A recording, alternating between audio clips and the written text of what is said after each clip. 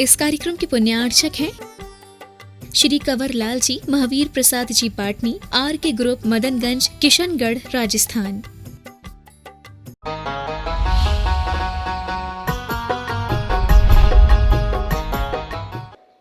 तभी वो उनकी बात समझ पाएगा, नहीं तो क्या पता। आप आए, आपने नमोस्तु की, आपने अपने जो है आहार दान आदि की क्रिया की, आप नमोस्तु करके चले गए, आपको पता ही नहीं कि आपने कौन सा आहार दिया, आहार के बाद में उनके लिए क्या दिक्कत हुई, उसके बाद में उन्हें क्या क्या हुआ, आपको उससे कोई लेना देना नहीं। तो ये सब चीजें भी एक तरह की सेवा है। तो इस सेवा को क्यों यहां पर महत्व दिया जा रहा है, ये आपके लिए समझने योग्य है कि जो इस तरह की सेवा कर रहे होते हैं वो गुणों के अनुराग से कर रहे होते हैं। उन्हें ये पता होता है कि इतने गुणवान व्यक्ति हमें इस धरती पर और कहीं नहीं मिलेंगे। ये ज्ञान होना भी जिस श्रावक के लिए संभव होता है वो श्रावक ही अच्छा दाता कहलाता है, और वही दाता इस तरह के गुणवान व्यक्तियों की सेवा कर पाता है और उसी की सेवा से उसको वह फल मिलता है। तो आप ये जान लें कि एक तो जो हम दीन दुखियों की सेवा करते हैं वो सेवा, और एक जो संयमियों की, तपस्वियों की सेवा करते हैं वो सेवा, इन दोनों में बहुत बड़ा अंतर है। कल भी आपको बताया था, आप इसको एक उदाहरण से समझें कि जैसे एक घास होती है, घास क्या है, जमीन पर लगी है, वह घास मान लो थोड़ी सी मुरझा रही हो, घास खराब सी हो रही हो, आपने उसको पानी दे दिया, उसकी थोड़ी सी सुरक्षा कर दी, घास क्या होगी, खड़ी हो जाएगी, ठीक है ना, हरी भरी हो जाएगी। उस घास का इतना सा पालन आपने कर दिया, एक ये कर दिया।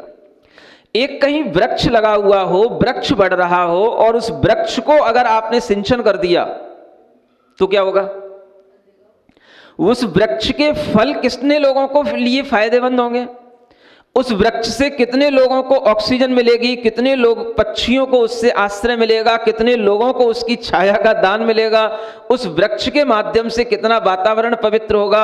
ये वृक्ष के लिए एक सिंचन करना और एक घास के लिए सिंचन करना, इन दोनों में जितना अंतर है उतना ही दीन दुखियों की सेवा करना और एक उत्कृष्ट इंद्रियों का शमन करने वाले, मन का दमन करने वाले तपस्वियों की सेवा करना, उनमें और इनमें इतना बड़ा अंतर होता है। इस उदाहरण से आप अच्छे ढंग से समझ लें।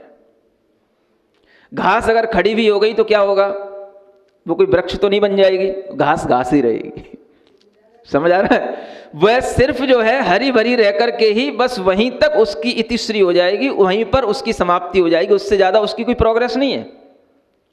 लेकिन जो वृक्ष है उसमें फल आते हैं, उसमें अनेक तरह की शाखाएं होती हैं, उसमें पशु पक्षी सब आश्रय लेते हैं, मनुष्य भी उसका लाभ उठाते हैं, वो वातावरण को पवित्र करता है और उसके फल हर बार आते हैं। एक बार गिर जाएंगे, फिर दूसरी बार आएंगे, दूसरी बार गिर जाएंगे, तीसरी बार आएंगे। वृक्ष अपने आप में एक बहुत बड़ा आश्रयदाता होता है और उसके माध्यम से जो लोगों के लिए लाभ मिलेगा वो लाभ आपको एक घास की रक्षा करने से नहीं मिलेगा। सुन रहे? सिंचन तो दोनों को किया, सेवा तो दोनों की हो गई। इसी तरीके से आपने किसी दीन दुखी की सेवा की, वो समर्थ हो गया, समर्थ होने के बाद में वो अपने काम में लग गया। अगर आपने उसके लिए निरोग बना दिया, कुछ सेवा करके उसको योग्य बना दिया, वो अपने घर काम, व्यापार के काम में लग गया, अपने सांसारिक काम में लग गया, उससे ज्यादा कुछ नहीं कर सकेगा वो। और जब आप तपस्वी की, संयमी की आप सेवा करेंगे तो वो क्या करेगा, वो दुनिया का कल्याण करेगा। उसकी आत्मा की भावना के माध्यम से इस जन्म में भी दुनिया का कल्याण होएगा, और जब उसकी मृत्यु होगी परलोक में जहां जाएगा वहां तक भी उसकी साधना उसके साथ में जाएगी। वह दुनिया के निमित्त से, वह जो भी दुनिया में रह करके दुनिया के हित के लिए करेगा, वह हित कभी भी एक दीन दुखी नहीं कर सकता। यह भाव इसलिए समझाया जा रहा है कि लोग आज ये फर्क नहीं कर पा रहे हैं, हमें किसकी सेवा में ज्यादा लाभ मिलेगा। और ये फर्क तभी आएगा जब आपके विचार आपके ज्ञान के साथ चलेंगे। इसलिए आचार्य कहते हैं जो संयमियों की गुणों के अनुराग के साथ सेवा करता है उसके लिए उन संयमियों के गुण उसे प्राप्त होते हैं। आज नहीं तो कल, कल नहीं तो परसों, परसों नहीं तो अगले जन्म में उसे यह संयमियों के गुणों की प्राप्ति होगी। वह भी अपना जीवन संयमी जीवन के साथ निकालेगा। इतनी शक्ति उसके अंदर आएगी। किसके माध्यम से? जो उसने संयमियों की सेवा की है उसके माध्यम से। ये वैयावृत्ति कहलाती है। ये किसके लिए बताया जा रहा है? ये श्रावक के शिक्षा व्रत हैं। उसी में आगे आचार्य कहते हैं कि देखो और क्या वैयावृत्ति कहलाती है। नव पुण्य ही प्रतिपत्ति ही सप्तगुण समाहितेन शुद्धेन अपसूनारंभाणा मार्याणामिष्यते दानम। ये वैयावृत्ति है। दानम वैयावृत्यम, दान भी वैयावृत्ति है। आप आहार दान करते हैं, ये क्या कर रहे हैं? आप वैयावृत्ति कर रहे हैं। सबसे बड़ी वैयावृत्ति तो यही है। अगर मुनि महाराज के लिए आपने एक बार अच्छी वैयावृत्ति कर दी, आपने अच्छे ढंग से उनके लिए आहार दान की लिए आपने अपना मन बना करके उनकी सेवा कर दी, तो फिर उन्हें दूसरी सेवा की जरूरत ही क्या है? नहीं समझ आ रहा? क्योंकि बाहर की कोई भी थकान होगी, बाहर की कोई भी आपत्ति होगी, वो सब भोजन पानी से ही दूर हो जाएगी। और किससे दूर होती है? अगर उनका निरंतराय आहार हो गया, आपने बिल्कुल नवदा भक्ति पूर्वक अपने दाता के 7 गुणों के साथ में प्रसन्नता से उनके लिए आहार दान किया, तो ये आपकी भी सेवा हो गई और उनकी भी सेवा हो गई। दोनों की हो गई, दोनों के ऊपर उपकार हो गया। कैसे हो गई? तो आचार्य कहते हैं देखो, तुम्हें 9 प्रकार के पुण्य की प्राप्ति होगी। नव पुण्य ही प्रतिपत्ति। प्रतिपत्ति माने एक ऐसा आदर का भाव, उनकी भक्ति का भाव जो आप उनकी सेवा से कर रहे हो, उससे वह भाव आपके अंदर 9 प्रकार से आना चाहिए, जिसे नवधा भक्ति कहा जाता है। नवधा माने 9 प्रकार की भक्ति पूर्वक ये आहार दान आदि की क्रिया की जाती है। अब समझो, आप सामान्य मनुष्य के लिए तो आप कोई भी दान देंगे तो नवधा भक्ति करेंगे। किसी भी दीन दुखी के लिए कोई सेवा का भाव लेकर के कोई उसके लिए कुछ देंगे तो आप नवधा भक्ति करेंगे। इधर आपको क्या करना है? पहले आप इसलिए नवधा भक्ति करना है कि आपके मन में अहंकार ना आ जाए कि हम उनके ऊपर उपकार कर रहे हैं। समझ आ रहा है? इसलिए पहले क्या करना है? पहले भक्ति करना है। आपके मन में यह भाव आना चाहिए कि ये हमको पुण्य दे रहे हैं। ये क्या दे रहे हैं? 9 प्रकार का पुण्य, 9 प्रकार की पवित्रता का भाव हमारे अंदर आ रहा है। ये 9 प्रकार का फल हमको दे रहे हैं, जो फल हमें दुनिया में किसी की सेवा से नहीं मिलेगा। वो 9 प्रकार के पुण्य कौन कौन से? जान करते तो सब हो, लेकिन इस भावना से कि देखो ये पुण्य क्रिया है, इसको हमें सावधानी पूर्वक करना है। और इस पुण्य क्रिया का इतना महत्व है कि आचार्यों ने इसको 9 प्रकार की गिनती में एक गिनती के रूप में माना है। समझ में आ रहा है? आहार दान देना है।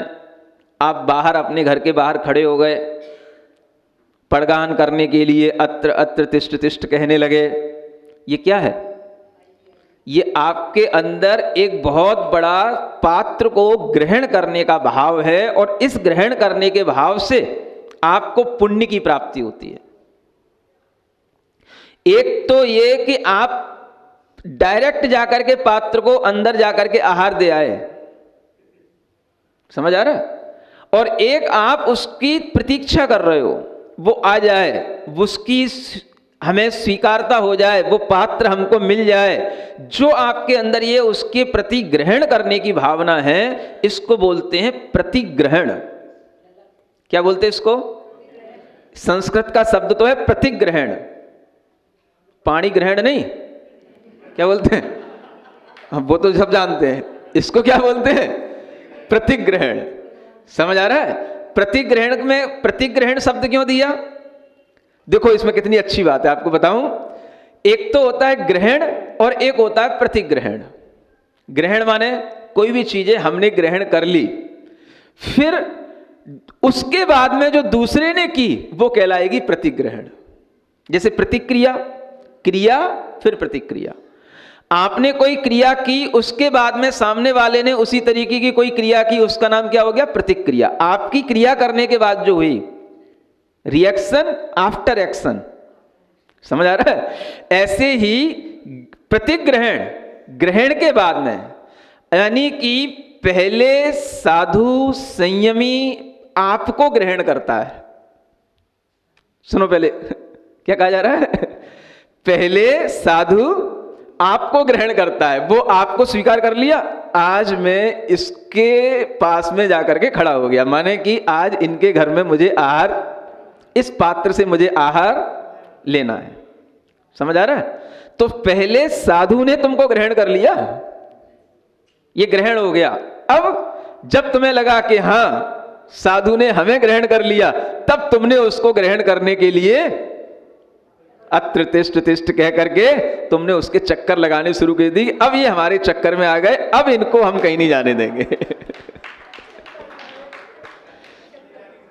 समझ आ रहा है? तो आपने क्या किया? ये प्रतिग्रहण कर लिया। ये प्रतिग्रहण आपके लिए है, ग्रहण साधु के लिए। समझ आ रहा है? तो प्रतिग्रहण जो आपने किया, वो आपने उनकी परिक्रमा लगा करके कर लिया कि ये देखो मुझे सौभाग्य मिल गया कि साधु ने मुझे ग्रहण किया। इस भक्ति भाव में वह उनकी परिक्रमा लगा करके, भक्ति करके, नमोस्तु करके उन्हें अपने घर के अंदर तक ले जाता है। समझ आ रहा है? आप सोचो, ये पड़गाहन का भी एक अलग पुण्य होता है, क्योंकि इसमें अलग खुशी होती है, इसमें एक अलग आनंद का भाव श्रावक को मिलता है। और जो श्रावक इससे डरते हैं उन्हें वो पुण्य नहीं मिलेगा। कुछ श्रावक तो घर में बैठे रहते हैं, हाँ महाराज आ जाएंगे तो हार दे लेंगे। ऐसे बैठे रहते हैं। समझ आ रहा है? घर में बैठे बैठे इंतजार करते रहे, हाँ अगर आ गए तो वहां पे जाके खड़े नहीं होंगे, हम पड़गान नहीं करेंगे। नहीं करो, नहीं करेंगे तो क्या करेंगे? आप जो है अपनी ही एक पुण्य की कमी करेंगे। पड़गान होने के बाद आदर सहित जब आप उन्हें अंदर ले गए, उसके बाद में आपने उनको उच्चासन पर बिठाया। ये क्या हो गया? अब आप अपने घर में अपने द्वारा लगाए गए उस उच्चासन पर उन मुनि महाराज को बिठा रहे हो। देखो, समझ आ रहा है? ये आपके अंदर का आदर भाव, ये आपके अंदर का विनय भाव, ये आपके अंदर पुण्य दे रहा है, और आप नीचे बैठ रहे हो। नहीं समझ आ रहा है? स्वामिन उच्चासन पर बैठिए और आप नीचे बैठ गए।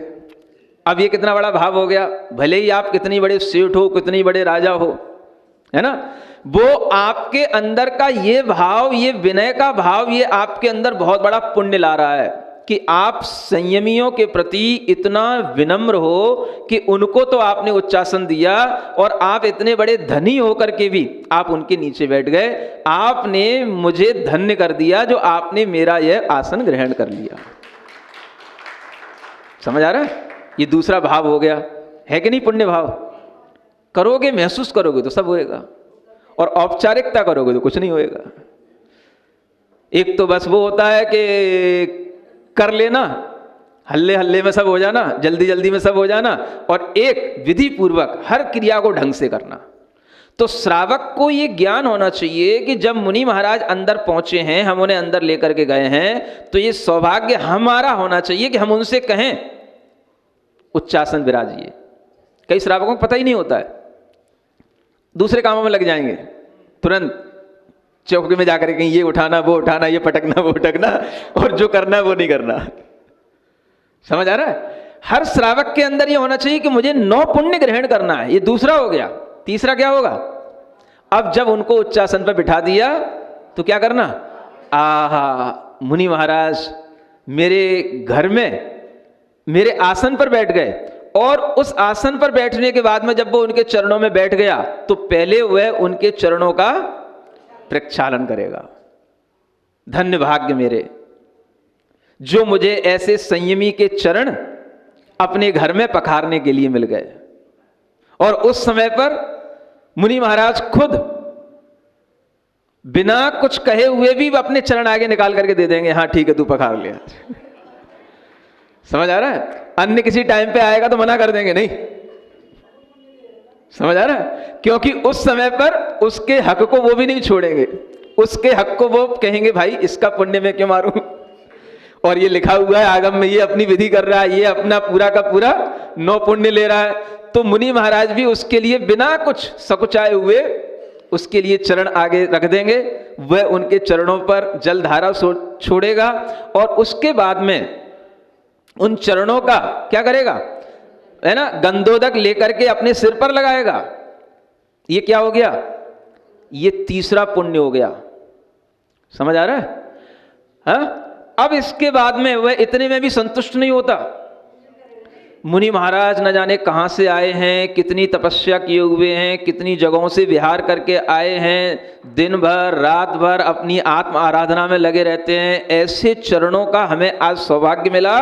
तो वह तो पहले तो उसने पाद पखार लिए और उसके बाद में वह अब क्या करता है, जल से, चंदन से, अक्षत से, एक एक द्रव्य से, एक एक गुणों की प्राप्ति करने के लिए वह उनकी अष्ट द्रव्य से पूजन करता है। समझ आ रहा है? भक्ति भाव से, ताकि ऐसा ना हो कि बस पूजा करना नहीं आती कईयों को, तो किसी को पड़गान करना नहीं आता, किसी को उच्चासन करना नहीं बोलना आता, बस महाराज आहार हो जाए, आहार हो जाए, बस आहार हो जाए। एक पड़ोसी को पकड़ लाओ 2-4 और उधर के मोहल्लों के वालों को पकड़ लाओ, जो उनके आहार में ज्यादातर आगे पीछे रहते हैं, जाते रहते हैं, उनको बस वो पहुंच जाएंगे, सब हो जाएगा, सब हो जाएगा, करा लेंगे, हो तो जाएगा। तुम्हें क्या मिलेगा ये तो सोचो। तुम्हें खुद अपनी इच्छा से जब तक कुछ करना नहीं आएगा तब तक तुमको वो भाव नहीं आएगा, और वो भाव आए बिना तुमको इस पुण्य की प्राप्ति होगी नहीं। तो हर व्यक्ति को, हर श्रावक को खुद उत्साहित होकर के इन क्रियाओं में आगे रहना चाहिए। आखिर आपको इतना सा तो ज्ञान होना ही चाहिए कि हमें अगर मुनि महाराज को अंदर अपने घर में लाए हैं तो उन्हें कैसे उच्चासन पर बिठालना है, उसके बाद में उनका चरण प्रक्षालन कैसे करना है, और उसके बाद में इत्मीनान से बैठ करके उनकी पहले पूजा तो करो। इतना बड़ा पुण्य लाभ तुम्हें मिला है तो बैठ करके शांति से पूजा तो करो। उसमें भी हड़बड़ी करना, कोई कर दे, बोलना ही नहीं आता, इतना भी बोलना नहीं आता, तो इतना तो उस श्रावक को खुद अपने लिए ये सौभाग्य लेकर के सीखना चाहिए कि कैसे पूजा की जाती है। अगर आपको जल, चंदन, अक्षत इनके भी नाम नहीं मालूम तो फिर आपके अंदर वो श्रावक का गुण आया कहां?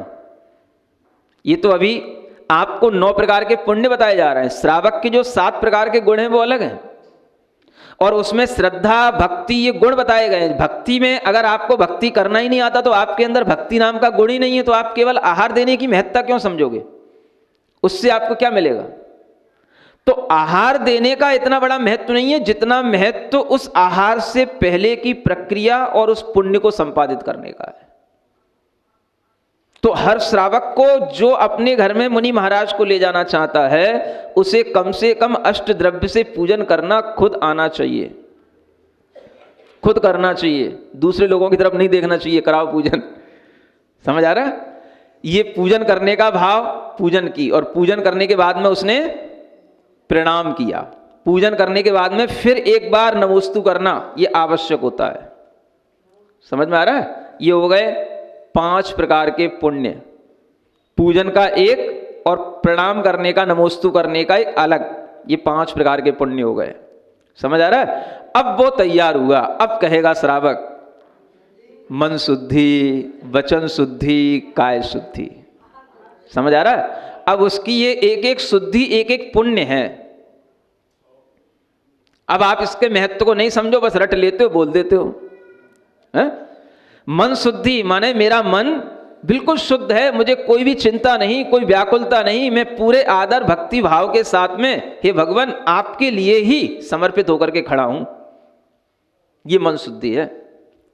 वचन शुद्धि में कुछ भी यदवा तदवा नहीं बोलूंगा, मन से, मुंह से जो भी वचन निकालूंगा वो कोई भी वचन आपके लिए कहीं अंतराय के कारण न बन जाए, ये भी ध्यान में रखता है, इसलिए उतना ही बोलता है जितना वहां पर आवश्यक होता है, और बिल्कुल ना बोले तो बहुत अच्छा होता है। बस वचन शुद्धि बोलने के बाद में मौन हो जाए तो सबसे अच्छी वचन शुद्धि होती है। समझ आ रहा है? श्रावकों को विवेक होना चाहिए कि कभी भी चौके के अंदर मुनि महाराज को आहार देते हुए अपने वचनों से कोई भी अशुद्ध वस्तु का अपने मुंह से कभी भी शब्द ना निकले। समझ आ रहा है? कई श्रावक भोजन कराते कराते या कोई सामग्री लाते लाते ज्ञान भी देने लग जाते, महाराज ये ले लो, इससे हड्डियां मजबूत होंगी। अब आपने क्या बोल दिया? ये शब्द उनके लिए अंतराय का कारण बन सकता है। हड्डी का नाम ले दिया। ये ज्ञान होना चाहिए। समझ आ रहा है? ये चीज ले लो, इससे ब्लड प्योर हो जाएगा। समझ आ रहा है? या इससे खून बनता है। ये सब बोलना भी ये गलत है। ये सुनो, समझो इस चीज को। कभी भी ये चीज नहीं बोलनी चाहिए। जो शरीर के भीतर की ये चीजें हैं उनको कभी भी अपने वचनों से वहां पर नहीं बोलना। समझ आ रहा है? यहां तक भी नहीं बोलना चाहिए कि नाक पोंछ लो, नाक साफ कर दो। समझ आ रहा है? मुंह साफ कर लो, इतना तो फिर भी ठीक है। लेकिन ये सभ्यता वचन शुद्धि के माध्यम से श्रावक के अंदर आनी चाहिए कि वहां पर कोई भी ऐसा शब्द ना बोले जिससे कि पात्र को ग्लानि पैदा हो जाए और वह अंतराय कर दे। समझ आ रहा है? ये कहलाती है वचन शुद्धि।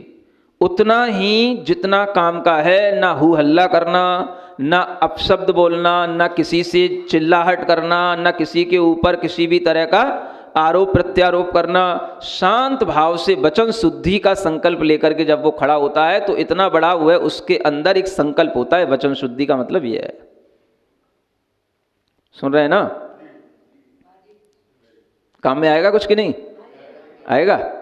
और तीसरी काय शुद्धि। काय शुद्धि है? काय की शुद्धि नहीं, पूछने लग जाओ काय की शुद्धि। काय माने अपने शरीर की शुद्धि, वो भी बिल्कुल आपके द्वारा सत्य रूप में होनी चाहिए। समझ आ रहा है? जिन वस्त्रों से आप मुनि महाराज के लिए आहार दे रहे हैं उन वस्त्रों का उपयोग आपने उन वस्त्रों को पहनने के बाद फिर दोबारा कहीं बाथरूम में जाने के लिए नहीं किया हो। समझ आ रहा है? उसके बाद उन वस्त्रों को पहनने के बाद में आपके वस्त्र किसी दूसरे पलंग पर पड़े हुए वस्त्रों से, सोफा सेट पर पड़े हुए वस्त्रों से ना छुले हुए हो। ये ज्ञान नहीं है लोगों को। शुद्धि के वस्त्र पहन तो लेते हैं और पहनने के बाद में सोफा सेट पर बैठे रहते हैं, जब टाइम आता है तो खड़े हो जाते हैं। हाँ, सब देखने में आता है, बता रहा हूं, सब सुनो। समझ आ रहा है? किससे छुलना किससे नहीं छुलना ये ज्ञान भी नहीं रहता। जो भी रास्ते में जा रहा है उससे अपने कपड़ों को बचाना, इसका नाम है काय शुद्धि। कई लोग अपने कपड़ों को इस तरीके से, जैसे ऊपर का दुपट्टा है उन्होंने ऐसा डाल लिया, अब वो दुपट्टा जो है नीचे इधर लटक रहा है, वो इधर से जो है किसी के पास से होकर के चल जा रहा है, उसे पता नहीं है कि दुपट्टा उससे छुल रहा है।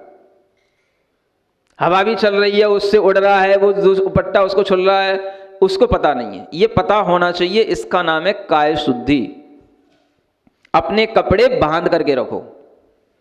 देखना कभी कुछ लोग जो व्यवस्थित ढंग से धोती दुपट्टा पहनते हैं वो अपने दुपट्टे को भी बांध के रखते हैं, धोती तो बंधी हुई रहती है। हाँ, तब बनती काय शुद्धि। कई लोगों के लिए ये ज्ञान नहीं रहता कि शुद्धि के जब वस्त्र पहने जाते हैं तो उस समय पर अशुद्धि के जो वस्त्र हम पहले से पहने हुए हैं उन्हें पूरा छोड़ करके उसके बाद में उन वस्त्रों से ना हाथ लगाना ना पैर लगाना, और अलग कोई दूसरी तौलिया पहन करके उन वस्त्रों को पहना जाता है ताकि उन वस्त्रों का संबंध उन शुद्धि के वस्त्रों से ना होने पाए। चाहे हम भीतर कितना ही कुछ पहने हुए हों, सब पूरे के पूरे अंडरवियर सब चेंज होने चाहिए, तब वो शुद्धि बनती है, तब कहलाती काय शुद्धि। ऐसा नहीं कि ऊपर से पीली धोती पहन ली और अंडरवियर बनियान वही सब पहने हुए हो। समझ आ रहा है? ये सब अज्ञानताएं आपके लिए पाप बंध का कारण होंगी, क्योंकि आप बोल क्या रहे हो? काय शुद्धि, और काय की शुद्धि आपकी है नहीं। तो आप मुनि महाराज से झूठ बोल रहे हो। वो आप पे विश्वास कर रहे हैं, और विश्वास नहीं करें तो और करें भी क्या? अब एक एक व्यक्ति से तो पूछेंगे नहीं क्या करा, तेरी बनियान कैसी है कि तेरा अंडरवियर कैसा है, तो पूछेंगे नहीं।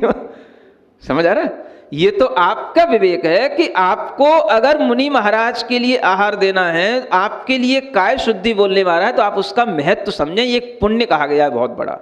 शरीर शुद्धि होना, शरीर के वस्त्र शुद्ध होना। शुद्धि का मतलब कि वो वस्त्र उसके बाद में और किसी काम में नहीं आए, वो सिर्फ आहार के लिए हो, और उन वस्त्रों का उपयोग एक बार अगर हो जाए तो दोबारा फिर दूसरे दिन नहीं करना। चाहे वो ठंड का दिन हो, आप कोई भी तरीके के इनर पहने रहते हो, कुछ पहने रहते हो, रोज धुलना होगा। रोज अगर धुलेंगे, रोज सूखेंगे तो ही दूसरे दिन काम आएंगे। ऐसा नहीं अभी तो हम छुले नहीं, आहार दे लिया, अब बाद में क्या धोएं क्या सुखाएं, फिर रख दिया, कल फिर पहन के खड़े हो गए। क्या होगा? आपकी काय शुद्धि नहीं पलेगी, कोई भी पुण्य आपको लगेगा ही नहीं। बस हल्ला हो जाएगा, हाँ मुनि महाराज का आहार हो गया, आहार हो गया, आहार हो गया। समझ आ रहा है? आपको 9 प्रकार के पुण्यों की प्राप्ति इस शुद्धि से प्राप्त होगी। इनमें 4 शुद्धियां तो शुद्धि के रूप में, एक तो मन शुद्धि, वचन शुद्धि, काय शुद्धि, ये 3 शुद्धियां परफेक्ट होनी चाहिए। और चौथी है ऐषणा शुद्धि, जिसे आहार शुद्धि कहते हैं, वह भी शुद्ध होना चाहिए। आहार जल शुद्ध का मतलब जो आहार जिस मर्यादा के साथ में, जिस शोधन के साथ में बनाना होना चाहिए, वो उसी के साथ बना होना चाहिए। ऐसा नहीं किसी भी तरीके से बन गया, कहीं भी बन गया, रात में बन गया, अंधेरे में बन गया, ये सब आहार शुद्धि नहीं होती। सुन रहे हो? समझ में आ रहा है? कितने नंबर हमारे माइनस होते हैं, अब समझ में आ रहा होगा हैं? माइनस नहीं होना, पूरे का पूरा हमें नव पुण्य का फल मिलना, ये तभी संभव है जब हमारे लिए इस तरीके की शुद्धियों का पालन हो, है ना? तो ये आहार जल शुद्ध, ये जब पूरा आपने मुनि महाराज के लिए कह दिया, माने इतना विश्वास आपके कहने से मुनि महाराज करके आपसे जो है आहार लेते हैं। अब ये बात आपकी है कि आप उनसे झूठ बोलते हैं कि सच बोलते हैं, ये आप अपनी शुद्धि देखो। समझ आ रहा है? क्या कर सकते हैं मुनि महाराज? वहां पे अवधि ज्ञान तो लगा नहीं सकते हैं, होता भी नहीं है और लगाया भी नहीं जाता, है ना? और यही सब चीजों में हूं कर करके अगर वो करते रहे तो 2 घंटे इसी में निकल जाएंगे। समझ आ रहा है? तो कब तुम आहार दोगे और कब वो आहार करेंगे। तो जितना आपके लिए सहजता में संभव होता है वो आपकी शुद्धि के माध्यम से वो विश्वास कर लेते हैं, इसलिए आप उनके लिए विश्वासघात ना करें। क्या सुन रहे हो? इससे आपको भी लाभ होगा, और वो अगर शुद्धि पूर्वक उनके लिए भोजन होगा तो वह भोजन भी उनके लिए और ज्यादा पुण्य का लाभ देने वाला होगा, मुनि महाराज के ज्ञान ध्यान में सहयोगी बनेगा। तो 9 पुण्यों के माध्यम से 7 गुण, श्रद्धा आदि जो 7 गुण होते हैं श्रावक के, इनका भी बखान बाद में किया जाएगा। वह जो दान दिया जाता है उस दान के माध्यम से ही श्रावक का हित होता है, भला होता है, तभी उसको स्वर्ग में जाने योग्य पुण्य की प्राप्ति केवल दान देने से ही हो जाती है। इतने बड़े बड़े इंद्रों के वैभव भी उसको दान देने से ही मिल जाते हैं। सुन रहे हैं ना? तो आलस्य नहीं करना, 9 प्रकार के पुण्यों का महत्व समझना। आज के लिए इतना ही पर्याप्त है। बोलो महावीर भगवान की। रत्नकरंडक श्रावकाचार्य ग्रंथराज में श्रावकों के शिक्षा व्रतों का वर्णन निरंतर चल रहा है।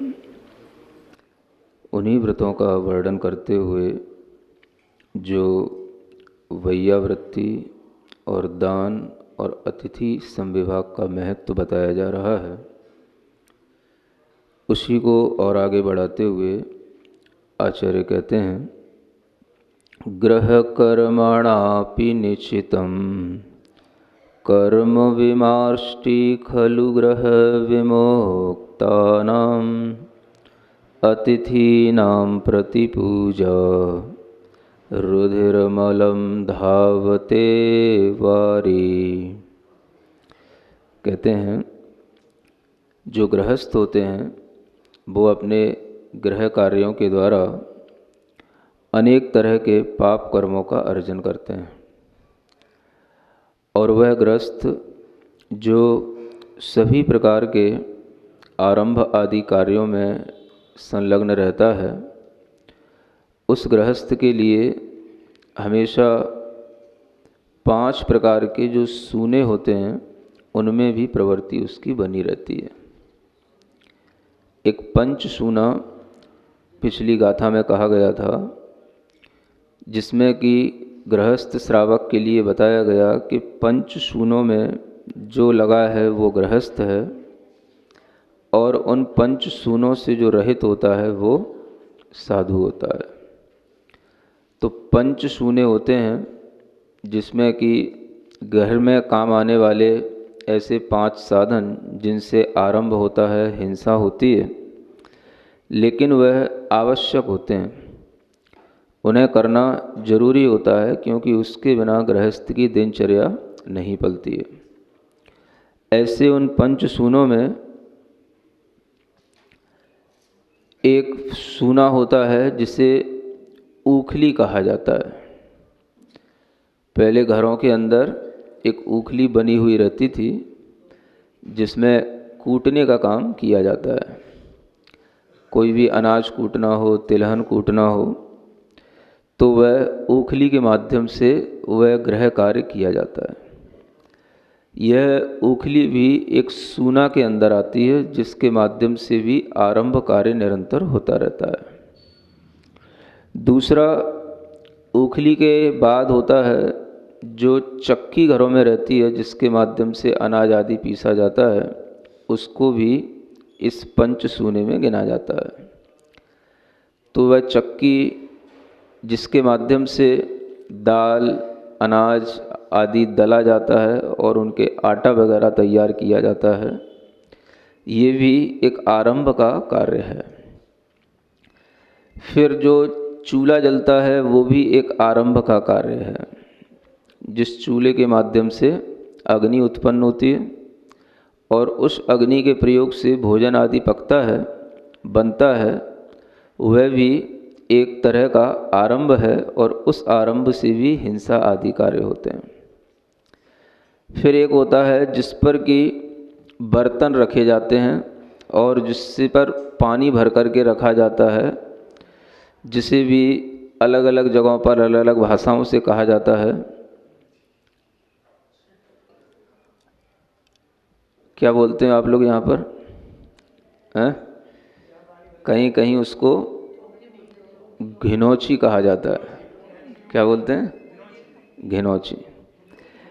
यानी कि जहाँ पर पानी भर कर के रखा जाता है, प्रतिदिन लोग पानी भर कर के रखते हैं, फिर दूसरे दिन नया पानी भरते हैं, और इस तरह से पानी रखा रहने का जो काम होता है, रखने का, लाने का काम होता है, ये सब भी जो है एक आरंभ का काम होता है।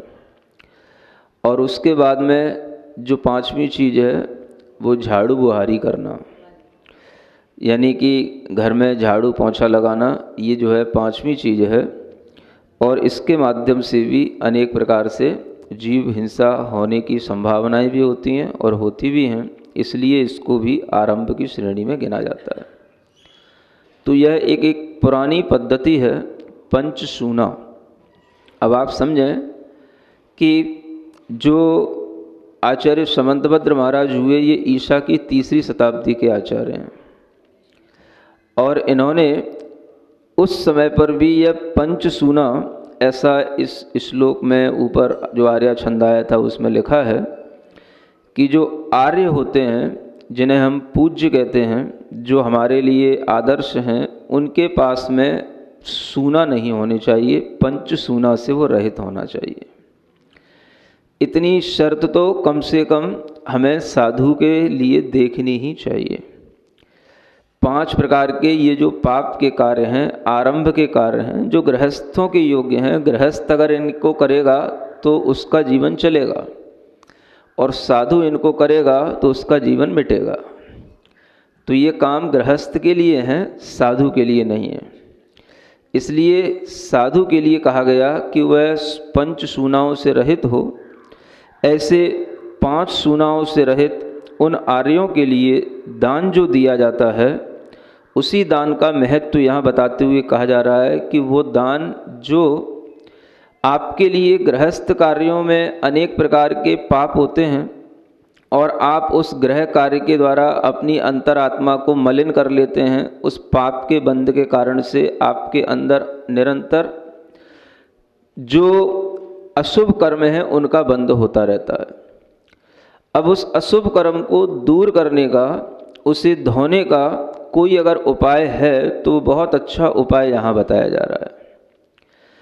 पाप कर्म को धोने के लिए ही यहाँ पर कहा जा रहा है कि जो आपने ग्रह कार्यों से अपने अंदर कर्म का अर्जन कर लिया है, उसका परिमार्जन करने के लिए जो घर से रहित हैं, ग्रह से विमुक्त हैं, ऐसे अतिथियों के लिए पूजा करना, यह प्रति पूजा ही दान कहलाती है। यहाँ पर दान के लिए क्या शब्द दिया? प्रति पूजा। अतिथि नाम प्रति पूजा, जो अतिथियों के प्रति की गई पूजा है, यही उनके लिए दिया गया दान है।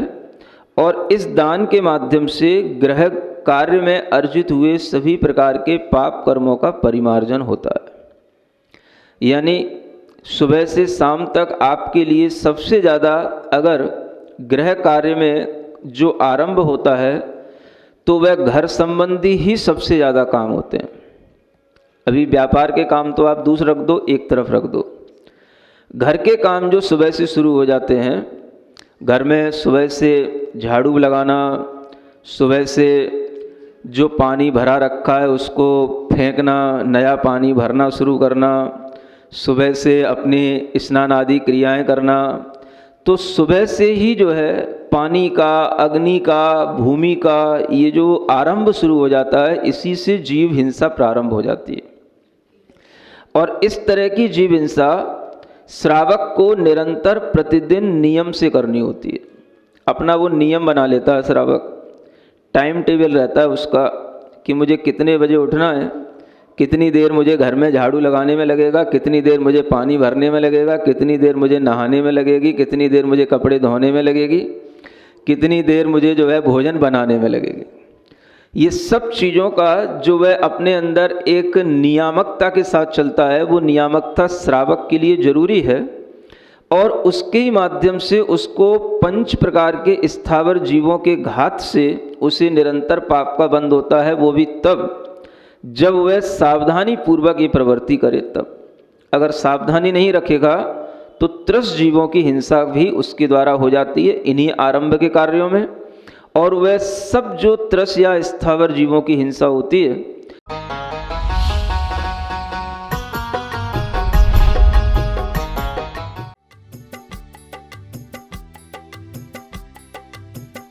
इस कार्यक्रम के पुण्यार्चक थे श्री कंवर लाल जी, महावीर प्रसाद जी पाटनी, आर के ग्रुप, मदनगंज, किशनगढ़, राजस्थान।